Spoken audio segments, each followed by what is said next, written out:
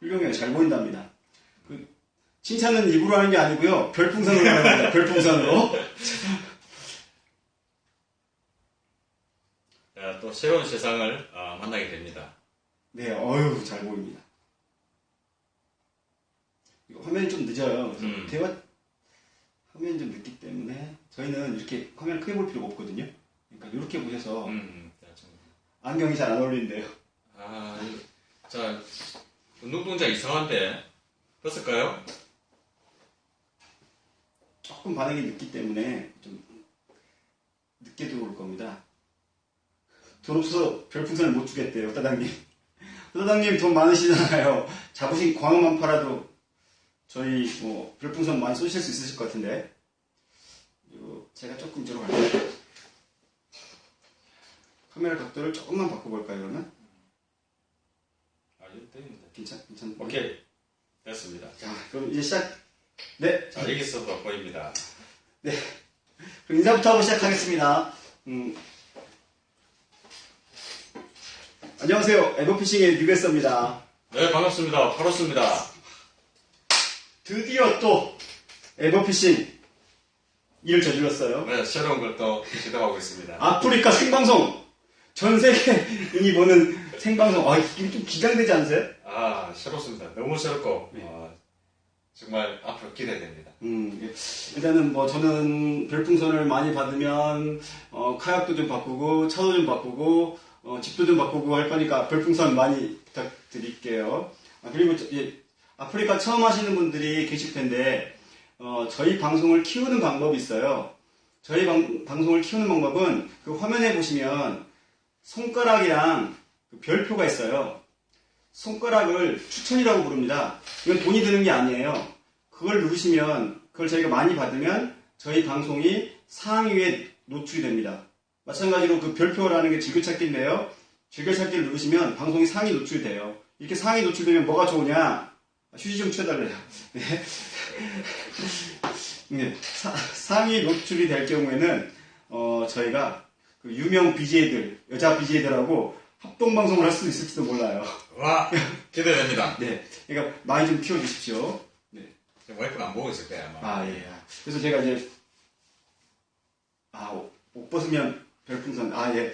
그, 방송이 그렇게 되면 정지가 된답니다. 이게 그 선정적이거나 폭력적이거나 가학적이면은, 이게 정지를 먹는데요. 그래서 상당히 조심해야 된다고 하니까요. 아무튼 그렇게 알고, 아프리카 방송이 이제 제가 이 방송을 시작하기 전에 한번 여기저기 불러봤어요. 그래서 아프리카 하면 떠오르는 게 뭐죠? 아프리카 방송하면. 아프리카 방송은 네. 들어는 봤죠. 들어보는데 제가 느낀 거는 일반 대중 매스 미디어가 보여주는 전문가들에 의해서 운영되는 방송보다는 굉장히 개인적이고 사적이고 그리고 우리 가까이 있는 사람 친숙한 이미지를 볼 수 있다는 거죠. 이때까지 대부분은 조금 선정적이고 조금 안 좋은 이미지 쪽으로 많이 쓰는데 더 좋은 쪽으로도 더 많이 발전할 것 같습니다. 우리가 그 중에 한 팀이 될 것 같습니다. 근데 파로스님 말씀하시는 게 별풍선 좀 써보신 분이신데요? 나 그런 건 몰라요. 아니, 모르는 것 같지가 않아요. 별풍선 써보신 것 같아요. 어떤 BJ가 마음에 드는가요? 모른다니까. 예.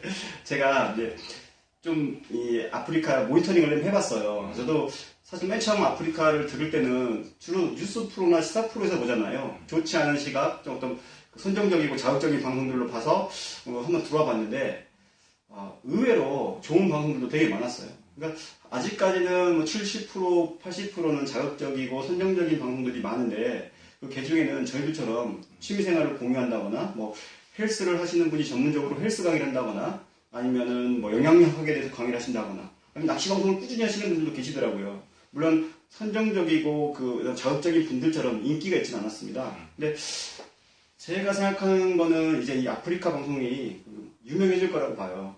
그래서 지금은 10대, 20대 위주의 방송했다 그러면 앞으로는 좀 더 나이가 드신 분들, 뭐 20대, 30대, 더 나아가서는 30대, 40대, 50대 분들도 보는 컨텐츠가 생길 거라고 보고요. 저희가 40대, 50대가 시작하고 있잖아요. 네, 저희가 힘써 보겠습니다. 부사장님, 옷 벗어라 이러면 안 돼요. 이거 윤리위원회 이거 해부됩니다. 네, 이러면 안 되고요. 네. 저희가 이제 또 준비를 좀 했는데, 저는 오늘 하고 싶은 얘기가, 참, 궁금하신 얘기 있으시면 좀 해주세요. 저희들이 이거 성의껏 좀 해볼게요. 장미 부르래요, 장미님. 저하고 있을 건데. 전화해볼까요? 장미님 전화 한번, 진짜로? 지금 오시죠. 해보세요. 진짜로? 해보세요. 네, 할로 한번 해보십시오. 작은 목소리 들으면 또. 네. 그리고 항상 아시죠? 아프리카는 스피커폰입니다. 자, 저도 지금 계속 그 얘기를 했거든요. 장미님이 와야 된다. 장미님이 오셔야 이 방송이 산다. 이렇게 얘기했는데요. 우통 벗은 모습이 궁금해요. 내가 봤을 수도 있어요. 여보세요? 아는데. 네, 방송 안 보지. 뭔지 모르지. 네, 지금 방송하고 있는데, 어, 지금 보는 사람들이 네 자꾸 불러내라는데? 무슨 방송? 아프리카 방송이라고 혹시 아니? 지금 방송 생중계 중인데, 장미님, 시청자가 원하십니다. 빨리 오셔야겠어요. 근데, 나 식구 엉망이야. 시청자, 미리 말을 나 식구 엉망이어서 지금 사람 바뀌었다고 사람들 욕해. 목소리 들리는지 모르겠네요. 장미님 통화 내용 들리나요? 여러분들, 뭐요? 장미님 통화 내용 들리나요? 인사해봐. 안녕하세요. 해봐. 안녕하세요.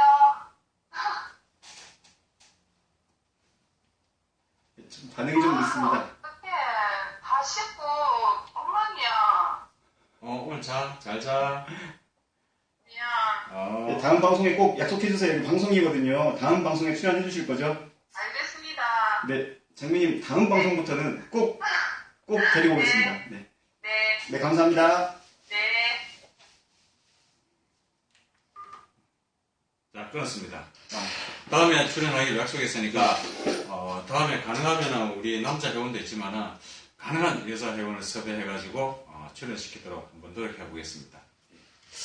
이거 참, 첫 얘기를 뭘 해야 될까요? 이제 저희가 준비한 얘기도 있고요. 저희 준비한 얘기가 듣고 싶지 않으실 때는 그 시청자님들이 대화창에 그 질문도 해주시고 뭐 좋은 의견도 주시면 저희가 최대한 맞춰서 한번 해보겠습니다. 일단 저는 첫 얘기로 뭘 준비했냐면요. 모르겠어요. 저희 회원들만 보시는지 아니면 다른 분들도 보시는지 모르겠는데 저는 이제 베스 낚시에 대해서 한번 간단하게 말씀을 드려보려고 해요. 어떤 거냐면 그 초보자들이 반드시 베스를 낚을 수 있는 비법. 반드시 낚는다. 제가 제시하는 5가지 방법만 실행하신다면 반드시 베스를 낚을 수 있습니다. 첫 번째는 고기가 나오는 포인트로 가라. 뭐 너무나 뻔한 얘기 같지만 사실 처음에는 자신만의 포인트를 고집할 이유가 없습니다. 고기를 잡아봐야 고기 잡는 법을 알기 때문에 안경 좀 벗고. 예. 이거 도수가 있으니까 가까운 게 안 보여. 네, 자막이 안 보여. 남들이 나온다는 포인트에 가보시는 거예요. 그래서 베스가 포인트라는 게 2가지가 있다고 저는 보거든요. 하나는 뭐냐면 살고 있는 집, 생츄리라고 하는 살고 있는 집, 그리고 이제 활동을 하는 일단은 먹이를 잡으러 다니는 지역. 주로 이제 피딩존이 있죠. 피딩존을 찾아가야 되는데 이게 남들이 고기가 나온다고 하는 포인트는 둘 중에 하나예요. 그래서 남들이 가는 남들이 가는 포인트를 가라. 베스는 대청입니다. 다 읽을 수가 없어요. 베스 얘기하지 말라고 그러잖아요. 성브라 벅벅에. 그리고 두 번째는 이제 고기가 먹는 시간에 가라는 거예요. 베스도 저는 이제 사람하고 똑같다고 보거든요. 먹는 시간이 있으니까 먹는 시간에 가라. 그럼 제가 생각하는 고기가 먹는 시간이 뭐냐면은, 이제 조명이 바뀌는 시간이에요. 그러니까 해가 없다가 뜨는 시간, 또는 해가 있다가 지는 시간. 이 타임이 이제 포식자들이 이제 먹이 활동을 하는 시간이랍니다. 그 시간에 대물도 많이 나오고 재미도 많이 받고요.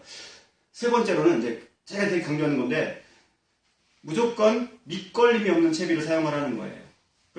예를 들면 텍사스 리그라든가 아니면 노싱커라든가 밑걸림 때문에 낚시가 재미가 없어지는 거거든요. 초보자 때는 고기를 잡고 못 잡고를 떠나서 밑걸림이 없는 채비를 사용해라.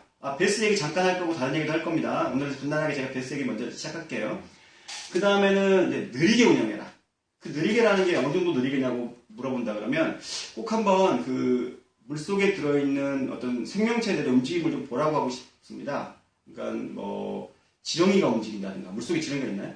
깜짝 잘 모르겠는데 물속에 있는 생물들이 움직이는 걸 보면 상당히 천천히 움직이거든요. 근데 우리는 너무 빠르게 움직여요. 그러니까는 베이스가 입질할 사이를 안 준다라고 보거든요. 좀 느리게 운영해봐라. 초보 때는요. 그리고 다섯 번째.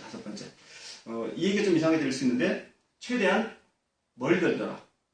왜 최대한 멀리 던져라? 뭐 이런 얘기를 많이 해요. 포인트는 발 밑에 있다. 그렇다고 발 밑에 던지면 베이스가 먹에 떨어지는 걸 보면 잘 안 먹습니다. 그래서 최소 20m나 15m는 던질 수 있어야 된다고 봅니다. 그래서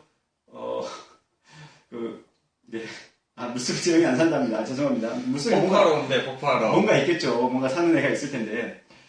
멀리 던져야 돼요. 그러니까 자기가 노리고 있는 포인트가 10m쯤이다. 10m 던지면 그 포인트는 안 가요. 물속에 들어가면 이게 이 착수가 되고 나서 이게 커브 폴링을 하기 때문에 실제 본인이 생각하는 10m에 떨어지진 않습니다. 그러니까는 자기가 생각하는 포인트보다 넘겨서 던져야 얘가 떨어지면서 포인트 쪽이 떨어지는 거예요. 그리고 포인트 쪽에 바로 떨어지면 고기가 입질 확률이 떨어지고요. 뒤에 있다가 슬금슬금 포인트에 진입하고 나갈 때 이 고기가 잘 잡혀요. 그래서 5가지 다시 한번 확인해 드릴게요.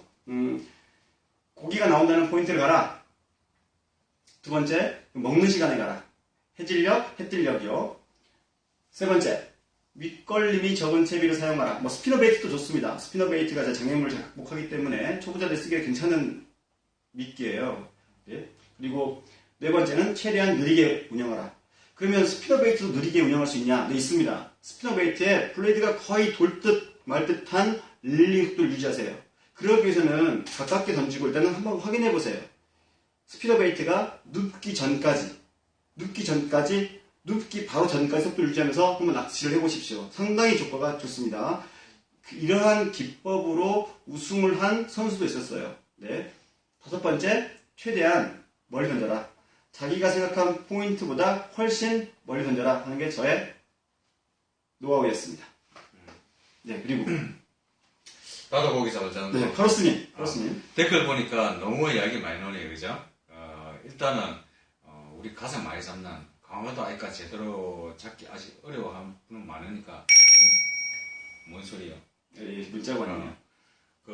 광어 잘 잡는 방법 간단합니다, 그죠? 제일 중요한 거는 포인트고, 그리고 처음 오를 때는 잘하는 사람 따라다니면 됩니다. 그 사람 담글 때 옆에 가서 담그고, 올릴 때 같이 올리고, 이동할 때 같이 올리고, 그 다음에 가장 쉬운 방법이고, 첫 번째 광어 같은 경우는 고패질을 하면 안 됩니다. 아까 베스와 비슷하지만 액션은 가능한 제껴주고, 서해 같은 경우는 조류가 있기 때문에 바닥 찍고 들고 mes으면 됩니다.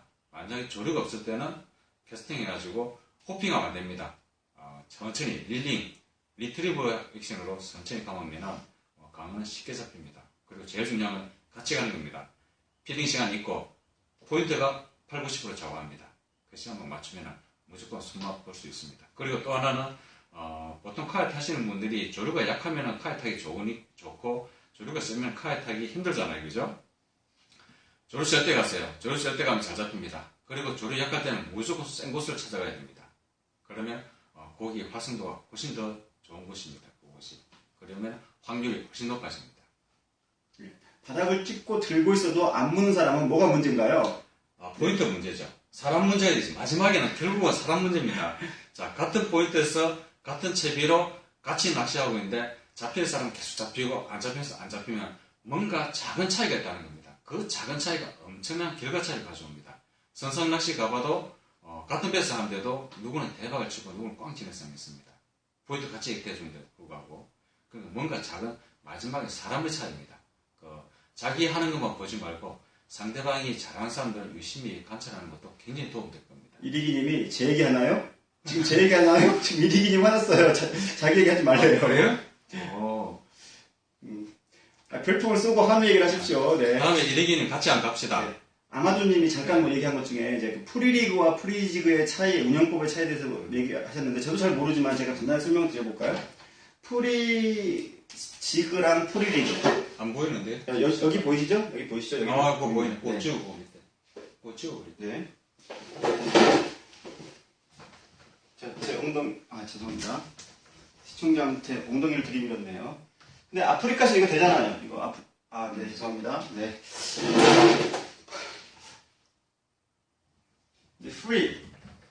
프리 리그.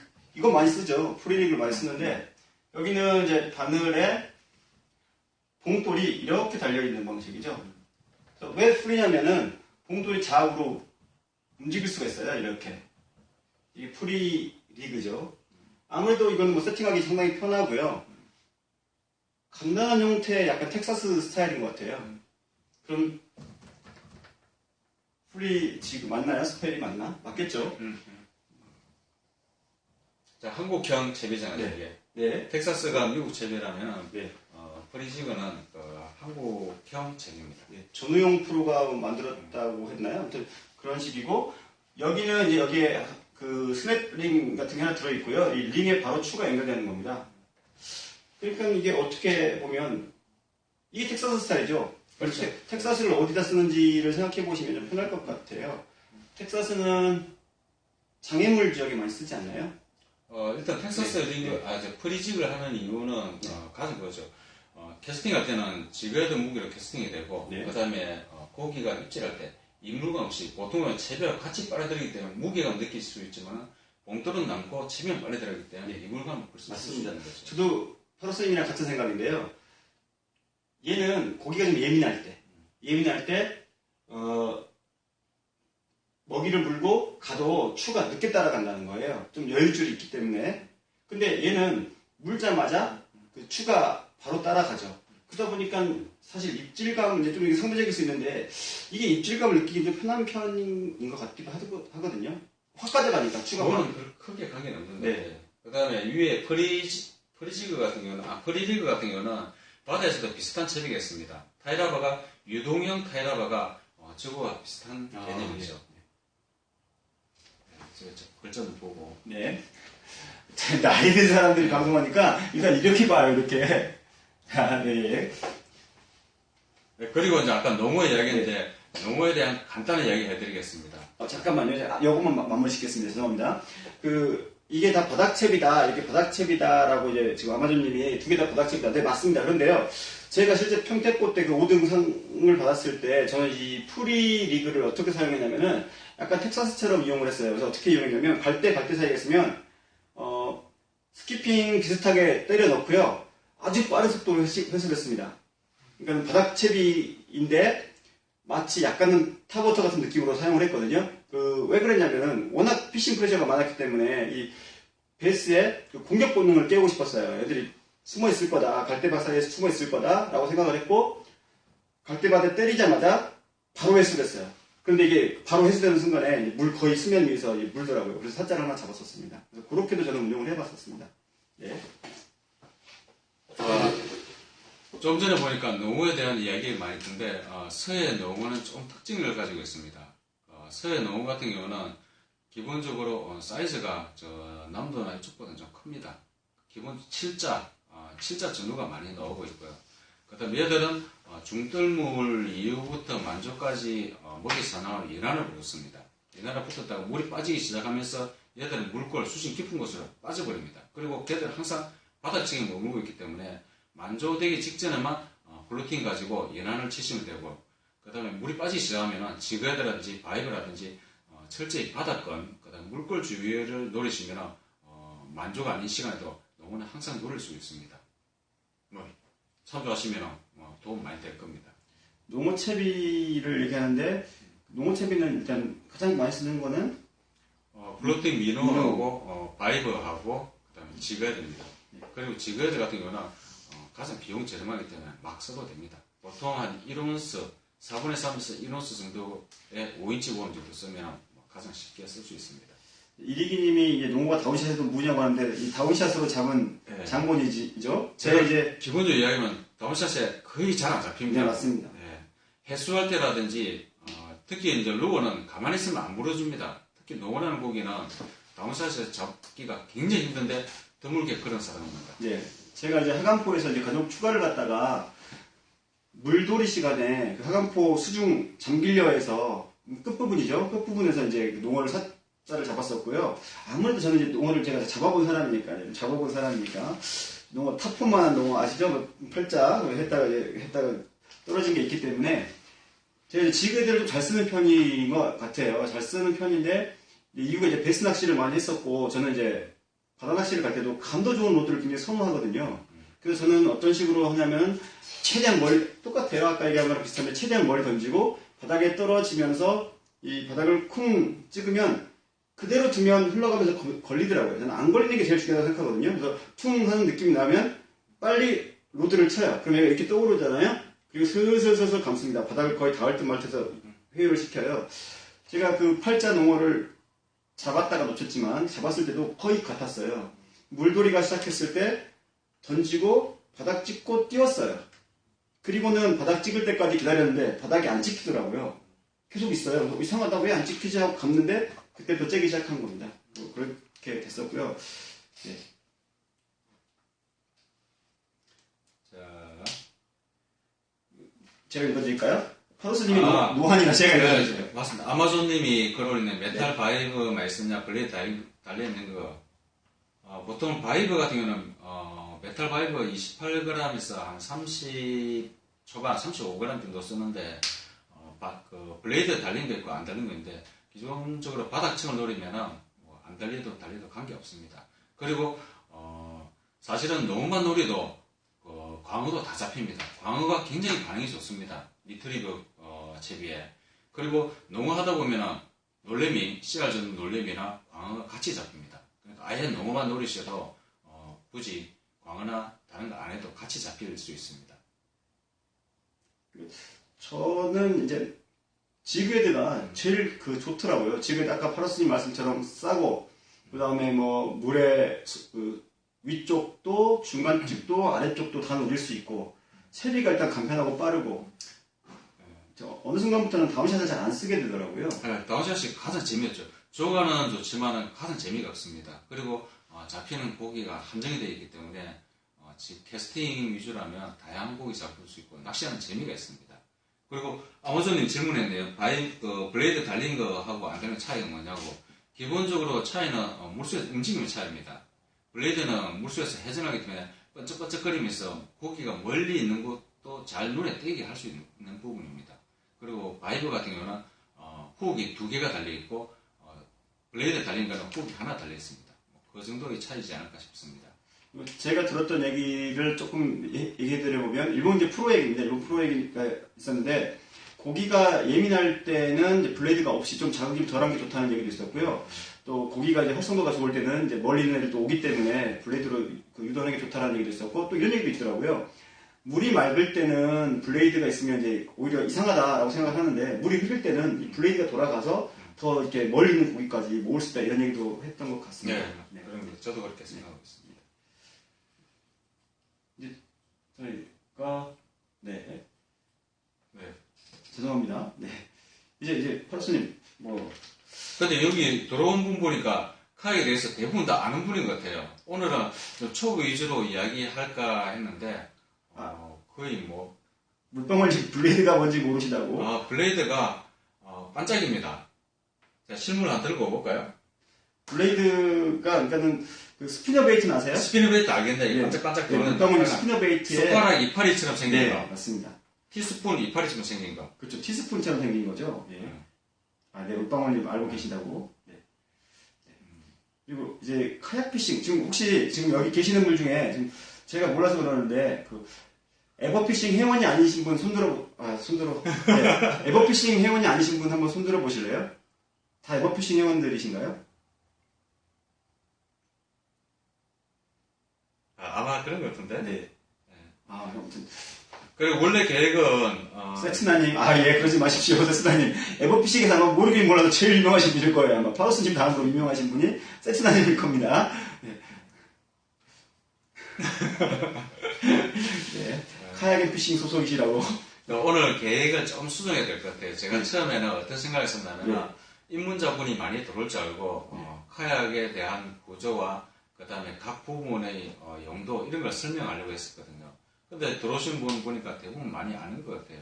근데 새로 오신 분인데 그냥 구경만 하고 계시는 분들도 계시거든요. 그래서 그거는 한번 확인을 해볼 필요가 있을 것 같은데 한번 잠깐 확인 한번 해볼까요? 잠시만요. 지금 몇 분 들어왔는지도 보고. 예. 잠시만요. 별풍선 쏘면은 콜라 사 먹으려 했더만. 저는 별풍선 먹어서 집 살라 그랬더니만. 네, 잠시만요. 볼까요? 먹방 좋죠. 먹방. 잠시 콜라 한 잔 마시고 가겠습니다. 자, 방송을 계속 하고요. 몇 분이 들어와 있는지 잘 모르겠네. 아, 현재 9분이 들어와 있네요. 9분이 들어와 있고요. 네, 이거 자동으로 저장이 됩니다. 자동으로 저장이 되고요. 이게 며칠 동안은 볼 수가 있어요. 이게 다운이 되는지는 모르겠는데, 여러분들 다운해서 저희 카페에 꼭 올릴 거고요. 몇 시까지냐면, 여러분이 원하시는 때까지. 저희 먹방하고 좀 이따 파로스님 콜라 붓고 이럴지도 몰라요. 이거 시청자 안 나오면 파로스님 머리에 콜라 붓고 간장 있으시면 간장. 만순이 출연합니다. 부사장님이 카약은 얼마나 하네요. 파로스님 가격 얼마입니까? 잘 알겠어요. 잘 알면서. 카약 가격은 보통 한 30만원부터 뭐 한 거의 1000만원까지 하죠. 아, 다큐님은 이제 출근을 하셔야 된다고. 원래 아프리카의 맛은 이제 출근에 쪼이는 맛이거든요. 이거 또 해가 뜨느냐 안 뜨느냐 이런 맛인데, 다음에 이거 우리 물리에서도 중계되나요? 이거 저번에 부사장님이 실시간 방송 하셨잖아요. 그 유튜브 라이브 방송 하셨잖아요.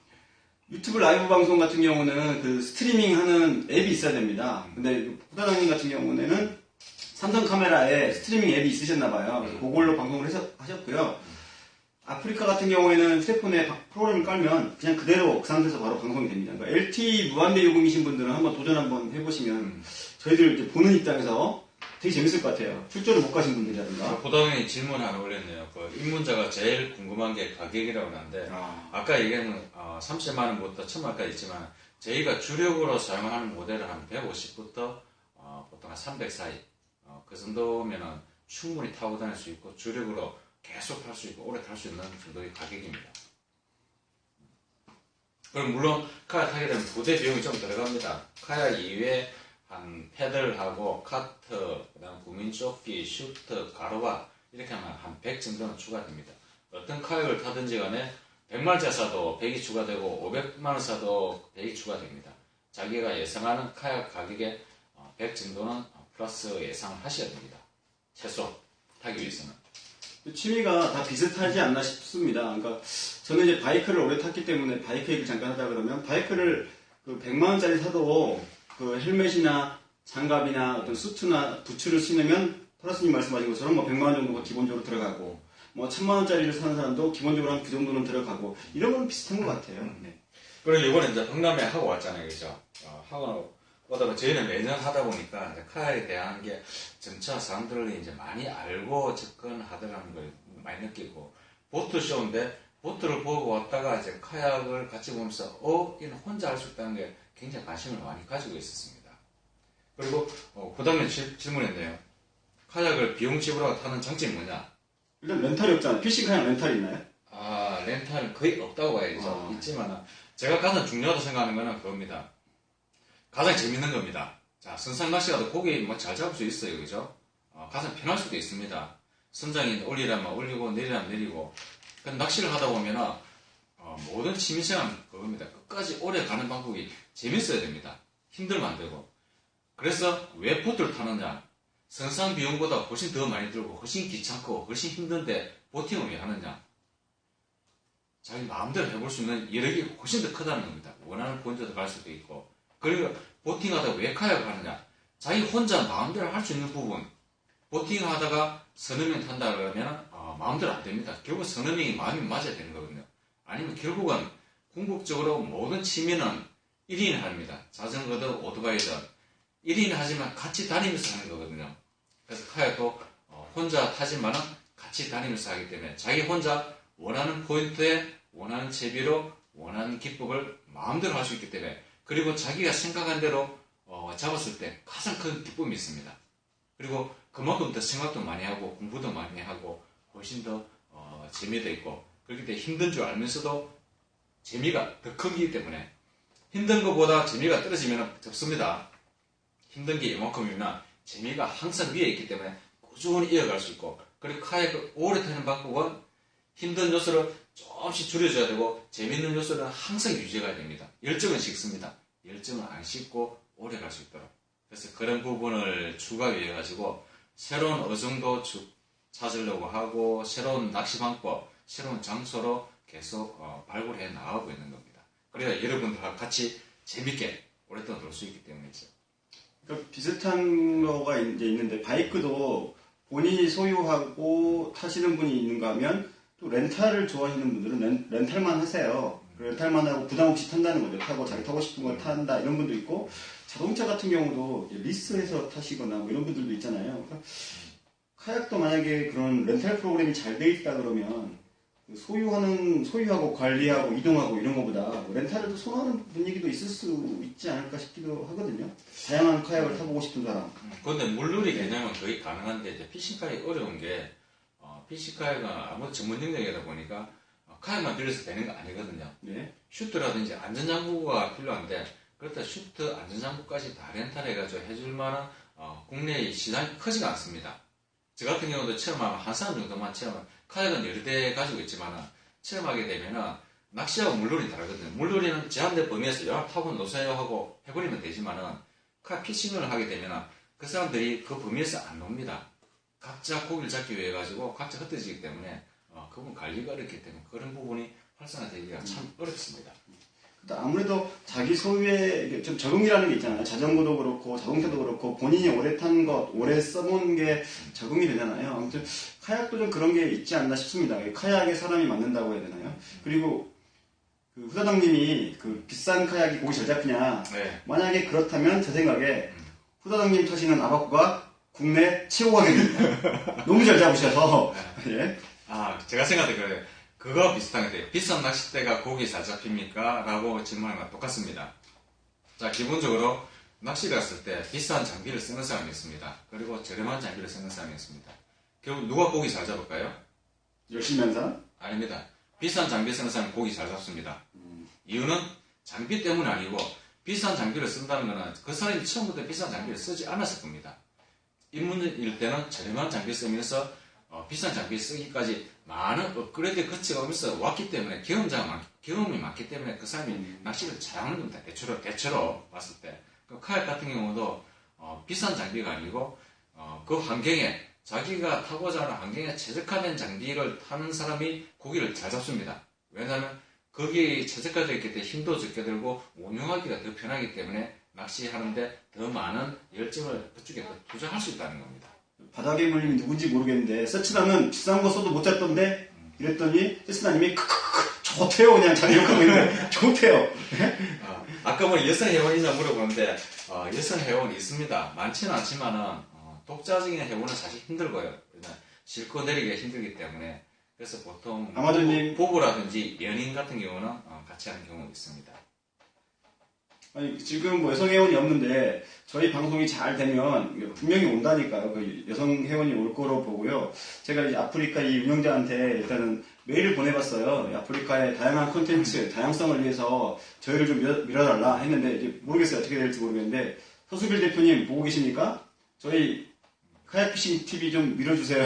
저희가 이 아프리카의 다양성에 한몫하겠습니다. 그리고 그 저희랑 같이 하고 싶으신 역캠 BJ님들 언제나 환영입니다.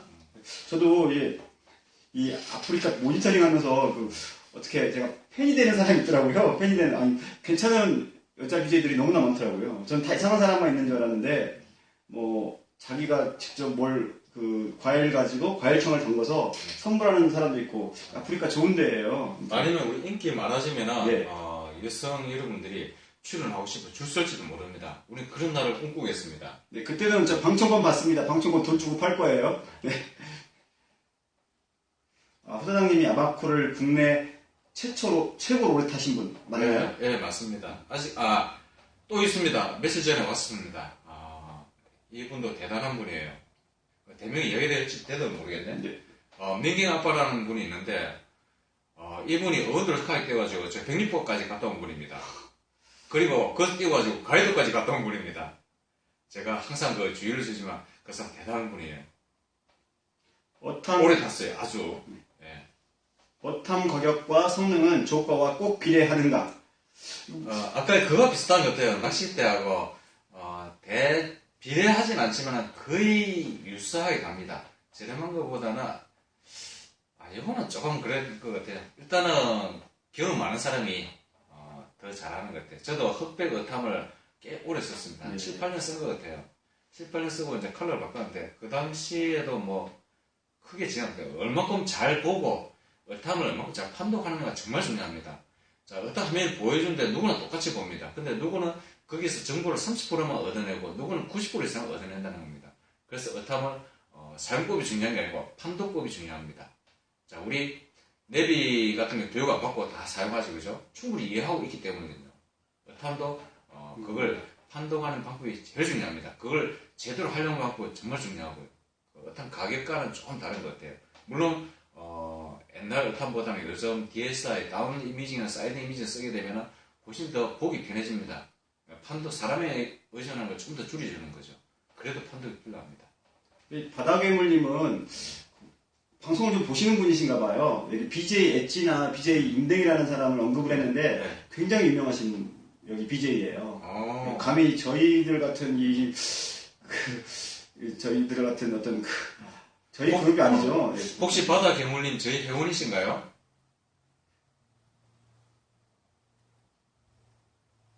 바다괴물님 누구시죠?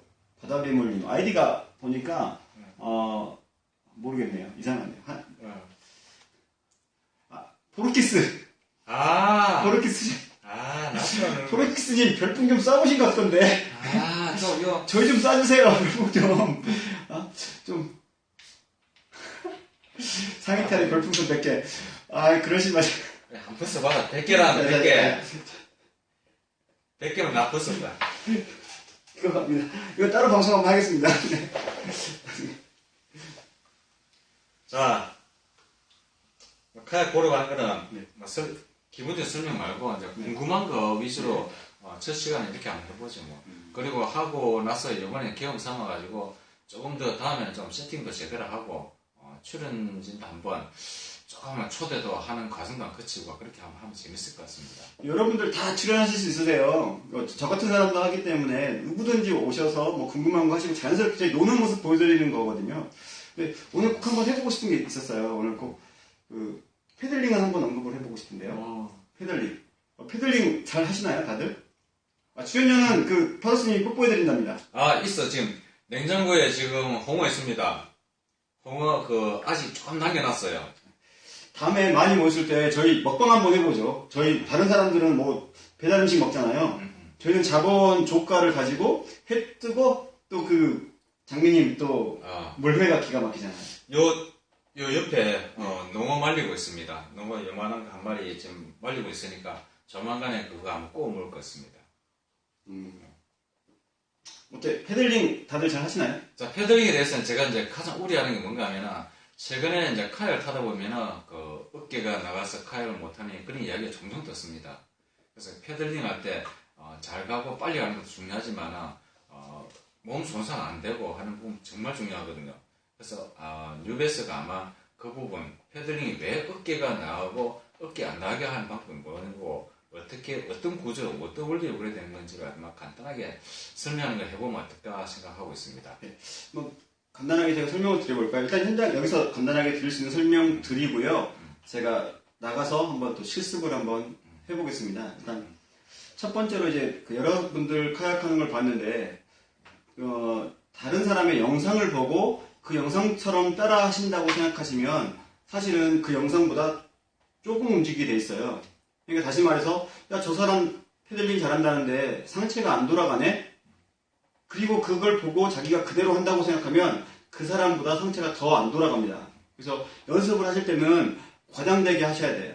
과장되게 하셔야 그리고 영상을 찍어보시면 그 사람 같이 영상이 나와요. 그런데 실제로 자기는 저 사람 영상처럼 하고 있다라고 하는데 자기 걸 찍어보면 거기에 전혀 못 미칩니다. 그렇기 때문에 일단은 제가 말하는 것처럼 많이 해보셨으면 하고 절차적인 부분들을 좀 알려드려 볼게요. 파더스님 패들링은 너무 아름답죠. 저도 예전에 2월달에 한강에 나가서 파더스님의 패들링을 보고 굉장히 많이 고민을 했고 또 엄청나게 많이 깨달았어요. 그때 제가 겪었던 시행착오들을 설명을 드리려고 하는 거거든요.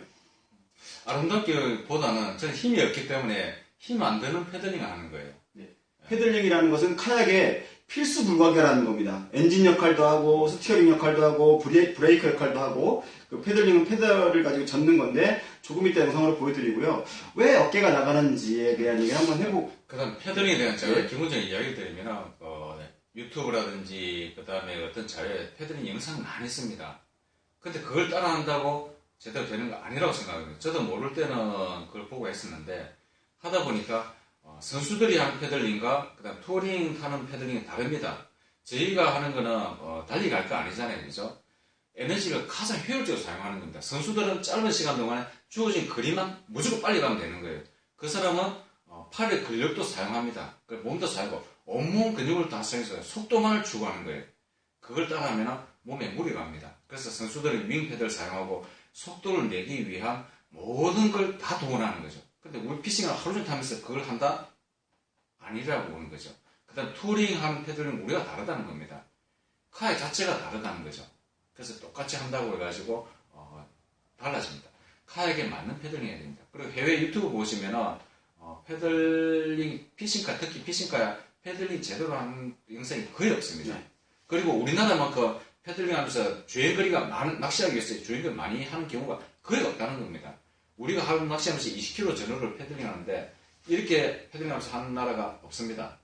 잠깐 하기 때문에 패들링을 목적은 낚시하는 게 목적이지 패들링 목적이 아니기 때문에 패들링 그렇게 많은 신경 안 씁니다. 그래서 우리 같은 경우는 우리 환경에 맞게끔 그다음에 그렇게 해야지 되지 않을까. 그러다 보니까 특히 서해는 하루 주행거리 많다 보니까 무리하다 보니까 어깨가 이제 부상을 입는다든지 그런 문제가 많이 생기고 있습니다. 네. 예. 그래서 일단은 그 패들링 하는 거에 대한 얘기를 좀 해볼 텐데요. 개념이 들어왔네. 네. 파로스님 하신 얘기 중에 이제 그 선수들하고 다르다는 얘기는 이제 그 공명성님 프로의 카약 플레이에 보면은 그 스프린트 카약을 타시는 김순자님이 이름 정확하지 않은데요. 그분이 패들링을 하시면서 하신 얘기가 있어요. 다르네? 우리 타는 카약이랑 다르네? 라는 말씀을 하셨습니다. 이제 그 얘기도 좀 이따 제가 드려볼게요. 어떤 부분이 다른지에 대해서요. 그래서 기본적으로 우리가 이제 알아야 되는 게 아무렇게나 패들링 해도 되죠. 그런데 이제 운동은 저는 항상 이렇게 생각하거든요. 안 다치고 해야 된다라고 생각해요. 다치고 쉬어버리면 그 지금까지 했던 운동들이 다 이제 수포로 돌아가는 거죠. 제가 본 많은 경우에 패드를 간격을 잘 못 잡으시는 분이 있었는데 이게 공식이 있는데요. 그 공식이 만들어진 데도 다 원리가 있습니다. 기본적으로는 패드를 뒤로 당길 때 큰 근육을 사용하는 게 좋아요. 큰 근육을 사용하기 위해서 하다 보니까 몸통을 쓰는 겁니다. 저희 몸통이 상당히 센 힘을 가지고 있어요. 어떤 뭐를 뒤로 이렇게 밀면, 팔로 밀면요, 별로 힘이 안 써요. 힘듭니다. 근데 얘를 잡고요, 몸을 돌려보세요. 굉장한 힘이 나와요. 이 몸통 코어에 있는, 저희 여러 가지 등에 있는 척추 기립근, 광배근, 승모근들, 이 큰 근육이 있는데, 대부분의 사람들은 보는 대로, 세츠단이 별풍선 한 개, 감사합니다. 간장 붓겠습니다.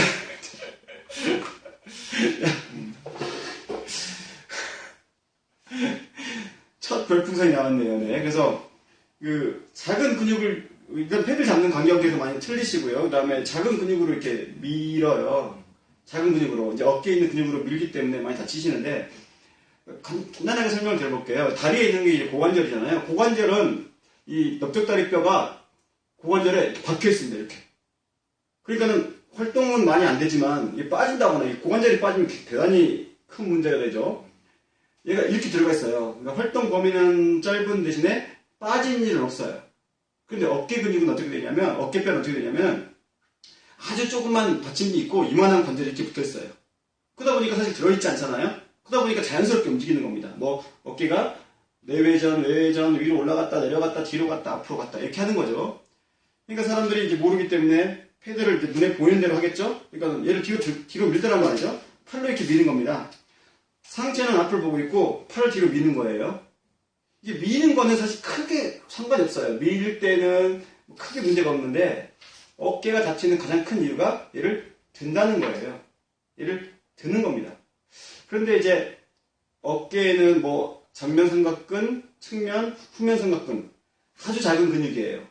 실제로 헬스를 하시는 분들도 가장 적은 무게를 사용을 합니다. 야, 서천원님 별풍선 10개. 감사합니다. 서천아 맛있는 거 사줄게. 근데 이 10개면 얼마인지 아세요? 몰라. 사시는 분은 1,100원. 어. 그리고 저희한테는 600원이 들어옵니다. 감사합니다. 네. 그래서 어깨 근육은 굉장히 작아요. 그래서 어깨 근육으로 들다 보면 이제 뭐가 문제냐면 이 안에 이제 회전근개라는 게 있습니다. 4개의 근육이 있는데 뭐 극상근, 소원근, 뭐 극하근, 뭐 이런 그다음에 뭐예요? 견갑하근 이렇게 해서 근육이 4개가 있는데 제일 많이 다치는 부분이 극상근이에요. 극상근. 얘를 이렇게 들 때 쓰는 근육이에요. 힘줄이죠, 힘줄. 힘줄이 굉장히 많이 상해요. 힘줄이 뼈 사이를 관통해가지고 어깨를 잡아서 이 견봉이라는 걸 이렇게 올리는 역할을 해요. 지금 이렇게 올리는 역할을 합니다. 여기서 제가 이렇게 드는 역할을 해요. 그런데 힘이 하나도 없습니다. 여기는 근육이 힘이 하나도 없어요. 그런데 이걸 이제 무리하게 무거운 걸 들면 이제 그 인대가 나가는 거죠. 그래서 이제 시큰시큰하는 겁니다. 증상은 이런 거예요. 제가 팔을 쭉 올리면 멈춘다거나 여기서 아파요. 그리고 특정한 각도에서 돌리면 굉장히 아프거든요. 이러면 문제가 있는 거예요. 뭐 복잡한 얘기는 좀 그런데 여기 일단 부분 파열이 일어나면 이게 올라가질 않습니다. 올라가질 않아요. 그리고 염증이 생겨도 이게 움직일 때마다 아파요. 이 뼈 사이를 지나가는데 이 인대가 물에 젖어서 이렇게 불어있는 거죠. 불어있는 상태로 좁은 간을 지나가니까 자꾸 스치는 겁니다. 이럴 때는 가볍게 움직이면서 이 물기가 빠질 때까지 기다리는 거예요. 그래서 어깨가 아프신 분들을 위한 기본적인 몇 가지 운동법을 알려드리고 패들링을 어떻게 하는지 한번 보여드려 볼게요. 흔히 이제 많이 하는 말 쿠반 프레스라는 표현을 쓰는데요. 아주 가벼운 무게를 드십니다. 이렇게 가벼운 무게를 이렇게 드세요. 제가 이 어깨가 아프다고 해볼게요. 그리고 얘를 어깨로 드는 게 아니고요. 이 상황에서 그대로 회전하시는 겁니다. 이렇게 밀어요. 그리고 천천히 내리세요. 무거운 무게를 들면 안 돼요. 그때부터는 삼각근이 개입하거나 승모근이 개입을 해요. 근육 운동이 아니고 여기 어깨가 아픈 소원근 치료하는 거거든요. 여기서 다시 이렇게 돌리는 겁니다. 아주 가벼운 무게로 실시하셔야 돼요. 천천히. 다시 천천히. 이해하시겠죠? 어깨를 돌리는 겁니다. 쉽게 생각하시면 염증을 빼는 운동이라고 생각하시면 돼요. 쿠반 프레스라고 불러요. 쿠바의 야구 선수들이 공을 잘 던지기 위해서 했던 훈련들입니다. 또 이런 것도 있어요. 고무줄 같은 걸 여기서 당기시고요. 이걸 밖으로 미는 것도 있습니다. 마찬가지 몸통을 돌리는 게 아니라 여기서 그냥 가볍게 어깨를 돌리는 거예요. 가볍게 어깨를 돌리세요. 반대로 이쪽에다 고무줄을 거시고 이렇게 안쪽으로 당기는 운동도 있어요. 안으로 이렇게 당기는 운동도 있습니다. 그래서 패들링 하시기 전에 꼭 이제 어깨 운동을 좀 해주셔야 되는데요. 뭐 이런 것도 괜찮아요. 이렇게 해서 어깨를 쭉 돌려보는 겁니다. 회전해서요. 어깨를 풀어주는 거예요. 여러 가지. 또 하나, 어깨를 자꾸 아래로 잡아당기시는 거예요. 또 위로 올리시고 위쪽으로 잡아당기는 겁니다. 그 다음 즉각적이고 효과적인 게 하나가 있는데요. 여기 허리에 손 안 보시죠? 허리에 손을 이렇게 하세요. 허리에 손. 그리고 여기를 자기 팔꿈치가 자꾸 잡히시면 팔꿈치를 잡아당기시면 되는데 팔꿈치가 안 잡히시면 위에 삼두근을 잡아당기시고 몸은 앞을 보시고 천천히 잡아당겨 보세요. 천천히 잡아당겨 보세요. 네. 박효님 질문했네요. 네. 패들링 할 때 팔 힘으로 어깨까지만 당기면 방부터 어깨 무리가 많이 갈까요? 어깨 무리가 많이 가니까 팔에 힘이 많이 듭니다. 금방 지쳐버립니다. 팔 근력만 사용하게 되면 금방 지칩니다. 어깨는 무리는 별로 안 갑니다. 네. 그래서 어깨에 이제 무리가 안 가야 되니까 아무튼 이렇게 해서 어깨를 풀어주시는 것까지 하고요. 실제로 패들링을 한번 보여드려 볼까요? 패들링 하면서 밖에서? 네, 밖에서. 그럼 이거 다 공개해야 되네? 아니, 저 카메라만 가지고 저희가 밖으로 이동할게요. 잠시 후에 보겠습니다. 제가 이제 카메라 들고 바깥에 나와가지고 유배스가 패들링 하는 모습 제가 한번 찍어보겠습니다. 기다려주세요. 짜자잔, 짠짜라잔. 현재 15명이 보고 계시네요. 서치나님, 야동은 집에서 보세요. 네, 일단 아래서 하시다가. 뒤에서 할까? 네. 뒤에서 볼까? 옆에서 일단 됐어. 이 포로스님이 이렇게 찍어주시면 됩니다.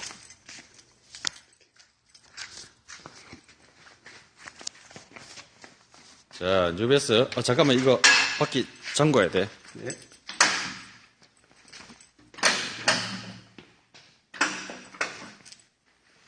자, 패드 연결되었습니다. 지금 다 지금 되고 있는 것 같습니다. 아니, 이제 들어오고 있어요, 다시. 죄송합니다. 죄송합니다. 저절로 빠져나가 버리나? 그런가 봐요, 이게. 자, 막간에서 만순이 한번 보겠습니다. 이 와이파이가 끊기면 네, 만순이 자고 있습니다. 자, 계속 자. 자.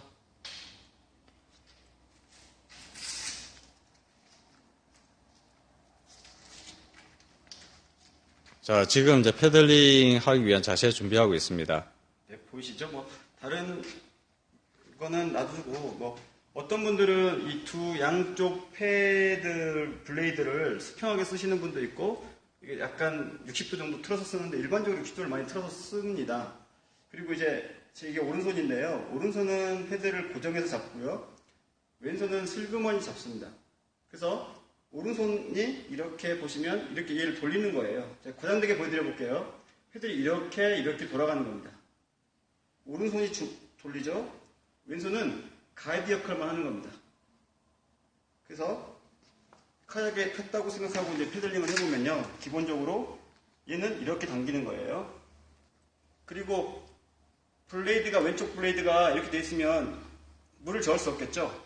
그래서 얘가 오른손을 주목해 주세요. 이렇게 돌려서 손목을 꺾어서 저을 수 있는 각도를 만들어주는 겁니다. 그렇게 되면 왼손을 당기는 거죠, 그대로. 다시 오른손 돌아올 때는 손목이 펴지면서 이렇게 돌아가는데, 이렇게 가겠죠. 이렇게 돌아가는 겁니다. 이때 이제 그 손목이 이렇게 움직이는 건 이제 바른 패들링은 아니에요. 얘가 움직일 이유가 사실 없습니다. 한번 자기 손목을 유심히 한번 봐보세요. 패들링 할 때. 이게 이렇게 움직인다는 거는 좀 잘못하고 있는 거예요. 여기서 여기까지 하는 역할은 패드를 몸통에 연결하는 역할밖에 안 해요. 그리고 이 오른손목이 하는 거라는 건 이렇게가 아니라 이렇게 움직이는 역할만 할 거예요. 저희가 하는 패들링은 힘있게 이동을 해야 되고 오래 해야 됩니다. 지치지 않고. 그러다 보니까 자 보세요. 지금은 제가 지금 팔로만 젓는 거예요. 팔로만 젓어도 카약이 가요. 이렇게 젓다 보시면 손목이 이렇게 꺾이고 어깨도 뒤로 빠지고 팔꿈치도 뒤로 빠지고 해요. 이러니까 이제 힘을 못 쓰는 겁니다. 힘을 못 쓰면 자세가 망가지거든요. 그래서 얘를 몸통에 고정시키고 몸만 저어서 카약을 저을 거예요. 제가 세 가지를 한번 비교해 드려 볼게요. 카누는 저희가 로잉 머신이라고 하죠. 저번에 한번 로잉 머신 영상을 찍었었는데 로잉 머신 같은 경우는 다리를 밀어요. 그리고 척추 기립근을 세우고 얘를 당겨요. 얘가 가고요. 숙이고 다리가 갑니다. 로잉은 의외로 다리를 많이 써요. 그리고 스프린트 카약 같은 경우는 어떻게 연습을 하냐면 서서요. 약간 이런 느낌으로 연습을 하시거든요. 이런 식으로 연습을 하세요. 이유는 카약이 좁기 때문이죠. 근데 저희가 타는 피싱 카약은 카약 큰 폭이 있기 때문에 이게 되질 않습니다. 올려요. 그러니까 이런 과격한 패들링이 잘 안 나오거든요. 첫 번째로 이제 상체를 고정하기 위해서요. 간격을 저희가 이렇게 잡죠. 이렇게 자연스럽게 나올 때까지 연습을 하셔야 돼요. 좌우 균형이 맞고 그 다음에 머리 쪽에 카약을 올렸을 때 팔이 이렇게 직각으로 되면 좋아요. 그런 다음에 얘는 무슨 역할을 할 거냐면요. 몸에 고정을 할 겁니다. 이 팔은 몸에 고정을 하는 거예요. 제가 팔꿈치를 최대한 안 굽힐 거예요. 얘는 힘을 주셔도 되고 얘는 약간 고리 모양으로 가이드 역할만 해줄 거고요. 패들링을 한번 해보겠습니다. 카약에 가볍게 갔어요. 그 다음에 얘를 넣었어요. 그리고 이렇게 당기는 게 아니고요. 몸이 돌아가는 겁니다. 자, 꼭 한번 해보세요. 어디를 보느냐? 자기 손목을 본다거나 팔꿈치를 보면요. 어깨가 돌아갑니다. 그러니까 제가 똑같은 패들링을 하지만 지금 같은 경우는 어깨로 돌리고 있는 거예요. 첫 번째로. 이러면 힘을 쓸 수가 없고요. 지치게 되겠죠. 물속에 블레이드를 넣고요. 블레이드가 들어가는 정도는 한 이 정도? 너무 들어가도 안 되고 너무 안 들어가도 안 되는 것 같습니다. 들어갔죠? 그대로 한번 따라가 보세요. 처음에는 정면을 보실 필요가 없어요. 카약이 지그재그 사행을 해도 괜찮습니다. 상체를 돌려서 패들링하는 걸 느껴보시면 얼마나 패들링이 쉬운지 아시게 되거든요. 거기에 일단 목적을 둬볼게요. 시선은 앞을 보지 않으시고 나에게 손목이나 팔꿈치를 보면서 그대로 돌리는 겁니다. 그래서 지금 제 가슴이 여기를 향하고 있어요. 이렇게 돌아갈 필요도 없어요. 이렇게 돌아가 버리면 들어갈 수가 없어요. 카약에 걸려서. 다시 넣었죠? 그대로 돌아가서 이 정도면 된 겁니다. 이 각도만 생각하시면 돼요. 그대로 돌아가야 하는 거예요. 똑같이 얘가 그대로 돌아서 지금 이렇게 그다음에 다시 넣고요. 그대로 돌아가는 거예요. 팔꿈치를 보세요. 자기 팔꿈치를. 팔꿈치가 안 펴지고 가시면 어깨가 아플 일이 없어요. 몸통을 이용해서 패들링을 하셔야 덜 지친다는 거죠. 파로스님 보시면 팔꿈치를 거의 안 쓰세요. 거의 뭐 이런 식으로 움직이세요. 시선은 나중에 고정하시면 돼요. 저희가 복싱을 하는 것처럼 이렇게 안 치잖아요. 정면을 보고 돌아서 치는 것처럼 패들링도 비슷하게 가는 거예요. 처음에는 어깨 보셔서 내가 상체를 돌리는지 보시고요. 상체를 돌려서 가는지 보시고요. 그런 다음에 시선을 맞추고 이걸로 앞을 보고 가시는 겁니다. 약간 제가 과단되게 한 거예요. 지금 이렇게 넘어가면 안 되는 거죠, 원래는요. 근데 과단되게 돌려봤어요. 넣고 과단되게 돌려봤어요. 과단되게 돌려봤어요. 서두에 말씀드렸다시피 본인이 이렇게 하고 있다. 내가 이렇게 하고 있어. 난 이렇게 카약을 타고 있어. 패들링 하고 있어. 거의 대부분 그렇지가 않으시거든요. 그러니까 자기가 보는 거랑 자기가 생각하는 거랑 그 남을 보는 거랑 자기가 생각하는 거랑 좀 많이 갭이 있어요. 그래서 반드시 한 팔꿈치를 보시고 밀어보세요. 그 다음에 그대로 받고 밀어보세요. 이때 주의할 게 뭐냐면 이제 어깨가 나가는 이유를 설명드려 볼게요. 했어요. 그리고 물을 이렇게 푼다는 겁니다. 블레이드 방향을 보세요. 이렇게 푼다는 거예요. 물을 푸는 걸 어떻게 할 수 있냐면은 팔꿈치가 올라와요. 팔꿈치가 올라오는 얘기 물을 푼다는 얘기예요. 아까도 말씀드렸듯이 이렇게 올리는 힘은 어깨에 힘이 없거든요. 이렇게 되면 어깨가 나가는 겁니다. 그래서 블레이드를 이렇게 쳤으면 약간 뒤로 해서 이렇게 나가야 돼요. 약간. 지금 앞에 넘어왔는데요. 다시요. 이렇게 왔죠? 그대로 올라가야 돼요. 이렇게 약간 뒤로 올라가야 됩니다. 이렇게. 그래서 물을 하나도 안 풀수록 어깨가 안 아파요. 얘를 들어야 된다고 생각하시니까 힘든 거거든요. 들지 않으시고 다시 그대로. 어깨를 많이 안 들수록 좋습니다. 들더라도 물을 퍼서도 올리면 안 돼요. 물을 퍼서 올리면 무조건 나가요. 예, 참고로 패딩할 때 자기가 물 푸는지 안 푸는지 아는 방법은 물 소리가 많이 나고 자기 다리에 물이 튀어가지고 젖는다 그러면 물을 푸고 있다는 겁니다. 물 소리 최대한 적게 나야 돼요. 파로스님 위에서 한 번만 찍어주실 수 있습니까? 오케이. 어깨가 돌아가는 모습을 한번 보여드릴게요.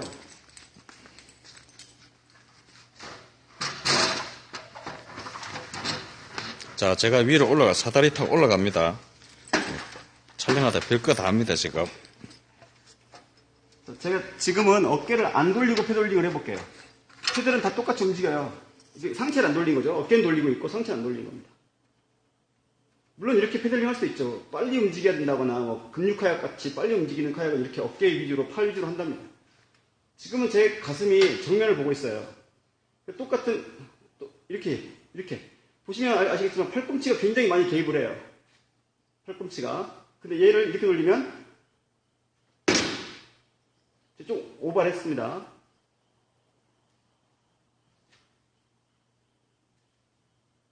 어깨가 돌아가고 가슴이 여기를 봤다가 한다는 거죠. 이걸 한번 꼭 진짜 보셔야 돼요. 본인 걸 찍어 보신다든가. 안 그러면 이렇게 움직이는 거예요. 가슴이 정면을 향하고. 어깨는 돌아가죠. 어깨는 움직이죠. 하지만 가슴은 움직이지 않고 있는 거예요. 이건 팔로 돌리는 겁니다. 자, 이렇게 하지 않도록 어깨를 돌린다. 상체를 돌린다. 가슴을 돌리는 거죠. 정확히 말하면 가슴을 돌린다. 아까 방송 끊기고 시청자가 확 줄었대. 예. 지금 8명 들어왔네, 그래도. 예, 한번 들어가 볼까요? 자, 다시 사무실로 들어가 보겠습니다. 하루스님이 이렇게 찍으셨어요. 자, 이용해서 제 생각엔 들어오시는 분 다시 들어오는 방법을 모르시나 봐요.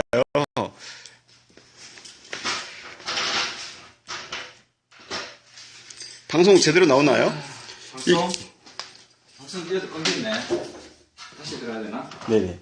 이 패들링이 종료되었습니다. 시청해 주셔서 감사합니다. 다음 방송 시간에 또 만나요. 볼 때인데.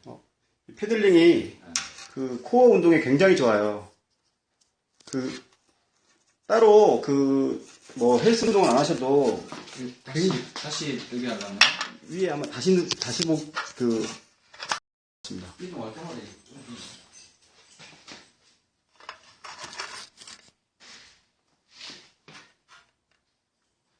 예, 다시 되는 것 같아요. 죄송합니다.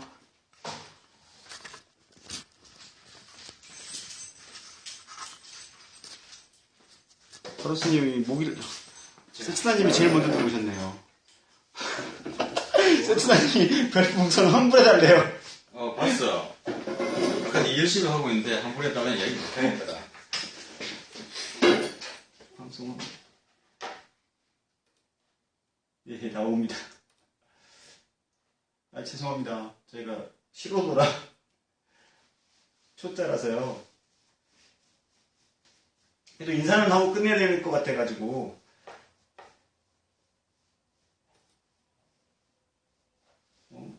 이건가요?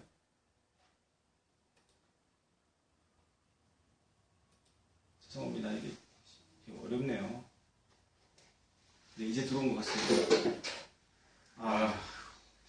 자, 이쪽에 들어왔습니다. 슬슬 뭐 방송을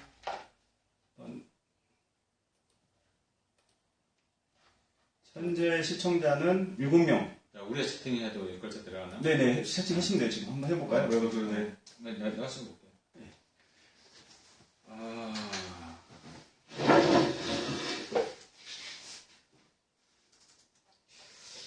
BJ는 이제 가슴을 이렇게 많이 보여줘야 되는데, 저희도 가슴, 저도 C컵.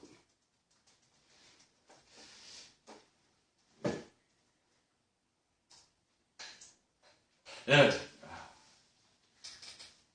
중간에 이동하면서 방송이 잠시 끊겼습니다. 끊기다 보니까 저도 몰랐던 처음이다 보니까 방송이 종료된 걸로 그렇게 나타나네요.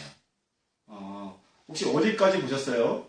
저희 어디까지 혹시 방송을 보셨나요? 패들링 하는 영상이 잘 나왔나요? 예, 제가 좀 큽니다. 가슴은 쏘매 가슴이 한 가슴은 오늘 놀러 왔다가 11시 반 되니까 방송한다니까 다 도망갔습니다. 빨리 오세요. 오셔서 먹방 하시죠. 인천으로 술 마시러 몇 명 갔습니다. 빨리 오세요. 저희 2차로 먹방 하시죠. 파로스님 먹방 되나요? 됩니다. 예, 음주방송 됩니다. 19금 걸고 먹으면 되나봐요. 19금 방송하면 되나봐요. 아, 예. 이동 막걸리 포천 갔다 와야 되네. 패들링 영상 봤다 합니다. 빨리 오세요. 보고 계신 분들 빨리 오세요. 저희. 예, 빗바이님 또 처음 뵙는 분입니다. 이동하는 동안만 잘렸대요, 영상이. 괜찮네, 그러면. 스타님 빨리 오세요. 기다리겠습니다. 이제 2차 하시죠. 이제 먹방 하시죠. 지금부터 엽기 방송으로 먹고 이제 간장 붓고 하셔야죠. 앞으로 이제 이 동영상 저희 촬영하고 하는 게 사실은 좀 신경도 쓰고 미리 하고 있는데 생방송이 굉장히 편하네요. 따로 편집 안 해도 되고 굉장히 더 편한 것 같습니다. 아주 이 같은 경우는 더 자주 할 수 있을 것 같습니다. 일주일에 한 번씩 그냥 자연스럽게 이렇게 이야기하는 것도 보낼 수 있기 때문에 더 재밌게 더 자주 할 수 있을 것 같아요. 후다당님 한 편 하시고, 세시다님 한 편 하시고, 물방울님 한 편 하시고, 이세트님 한 편 하시고, 오래 갈 것 같은데요? 예, 세천원이 오면은 별풍선 환불해 줍니다. 뽀뽀로. 아유, 풍선으로 환불해 주면 되지 뭐. 하루스님 급풍선이 아니에요. 하루스님 풍선 불어서 들릴 것 같은데요? 별 하나 주고 평생 하나 주면 되지 뭐. 별 하나 하고 풍선 하나 주신답니다. 이게 아재 개그죠? 예. 포르키스님 많이 해보셨어요. 별풍선 주면 다른 방송에서 쇼보 해준대요. 포르키스님 별풍 쏘셨나요, 근데? 별풍 쏘셨나요? 쐈대. 쐈어요? 죄송합니다. 못 봤어요. 별풍 몇 개 쏘나요? 어디서 볼 수 있지? 위로 올려보실래요? 쭉 올려보시면. 물방울님 10개. 물방울님. 감사합니다. 10개 쏜네, 10개. 이거. 물방울님. 사랑합니다. 재밌네요. 이 맛에 별풍을 받는군요. 아, 예. 다음에 진행자 마음에 안 들면 세천아님을 이제 진행할 때 이제 초대하도록 하겠습니다. 다음에 준비할 테니까 목격하고 그렇게 출연해 주시기 바랍니다. 아, 물방울님 땡큐요. 저희가 땡큐합니다. 네. 다음에 꼭 세스나님 꼭 진행 한번 오세요. 제가 채팅할 겁니다. 예? 제가 자살하는 사람의 그 심정을 제가 알게 해드릴게요. 댓글로. 혹시 빗바이님 저희 회원이신가요? 대면은 처음 보는 것 같습니다.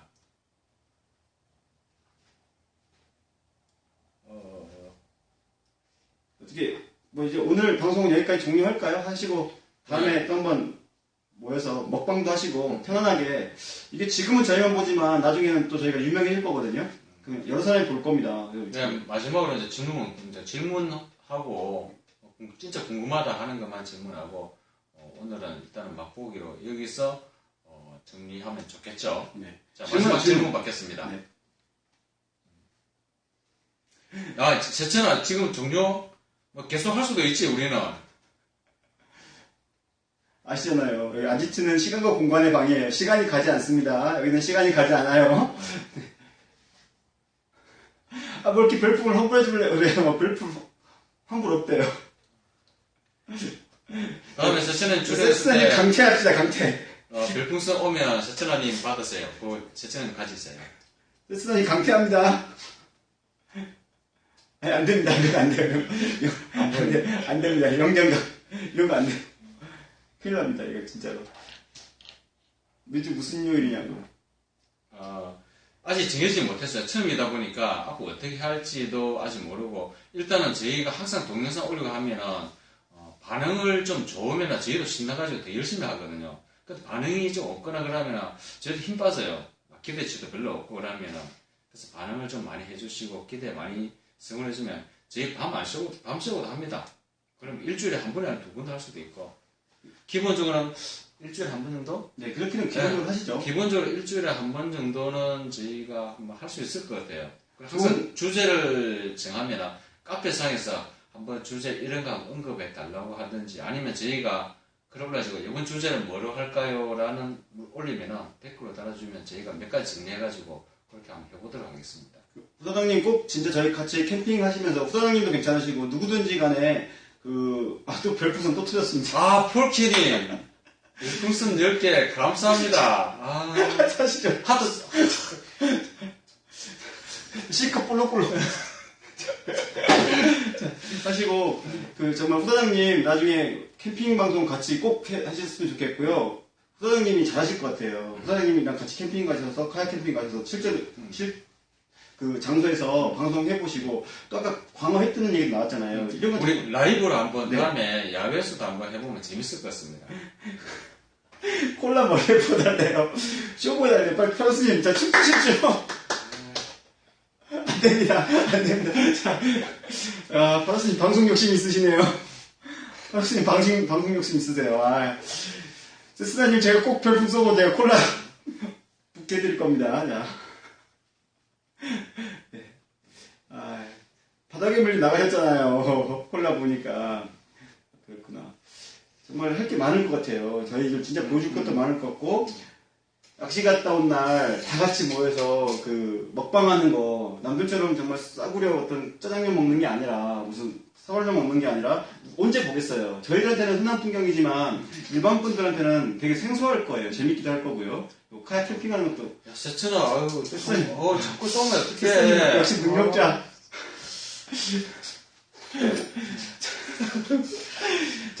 별풍선 10개로 콜라 먹기 좀 그렇지 않나요? 야, 그리고 저희가 사실 여기서 이런 이야기는, 여기 자주 오시는 분은 거의 이야기 많이 하지만은, 거리가 좀 멀리니까 자주 오시지 못한 분들은 어떻게 보면 사소한 이야기가 정보가 많이 포함되어 있습니다. 이런 부분을 공유하시면 장이 생겼다는 게 돼가지고, 굉장히 멀리 계신 분들도 굉장히 좋을 것 같습니다.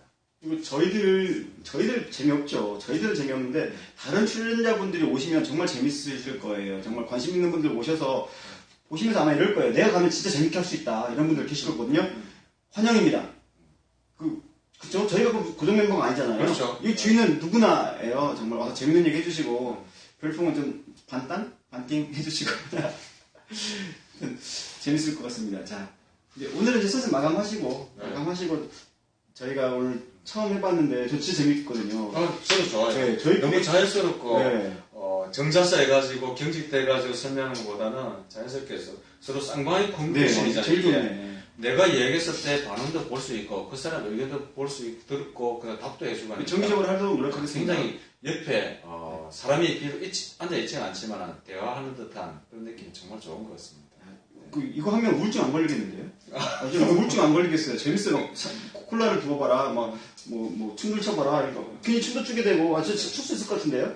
이렇게 다 보면 춤출 것 같아요. 별풍 100개 터지면 출 것 같은데요? 그 사람이 왜 재밌어 하는지 재밌네요. 알것 재밌어요. 같아요. 정말 재밌는 것 같아요. 네, 진짜 아프리카에 잘 되길 바랍니다. 서수빈 대표님, 잘 되길 바랍니다. 그리고 저희 좀 메인으로 좀 해주세요. 오늘 이제 네. 끝으로 뭐 하시는 말씀 하시고. 재밌습니다. 재밌고 앞으로 저희가 항상 새로운 것도 시도해보고 그 다음에 새로운 것도 정보에 공유할 수 있는 장이 될 수 있도록 그리고 그냥 재밌는 것만 아니고 정보도 같이 공유할 수 있고 그리고 서로의 이야기도 듣고 커뮤니케이션 할 수 있는 공간이 됐으면 좋겠습니다. 네. 저 정말 너무 재밌고요. 처음에 이 정도까지는 아닐 줄 알았어요. 근데 재밌네요. 정말 재밌고 이 기쁨을 여러분들하고 같이 나눠보고 싶습니다. 네, 이렇게 반응을 한번 보겠습니다. 세스타님 꼭 제가 진행자로 한번 부를게요. 그래서 진행자 해보시고 이제 쇼 많이 준비해오세요. 정말 저희는 못하잖아요. 별분이 다 올 것 같아요, 아마. 지금 숨은 끼를 가지신 분들 여기서 막 쇼하시고 아마 제 생각에 세스타님 간장 부어요. 간장 붓고 9시 뉴스 나옵니다. 9시 뉴스 나올 것 같아요. 아무튼 정말 재밌었고요. 오늘은 여기까지 하겠습니다. 네, 인사하고 끝내겠습니다. 네, 감사합니다. 감사합니다. 내일 반응 기대하겠습니다.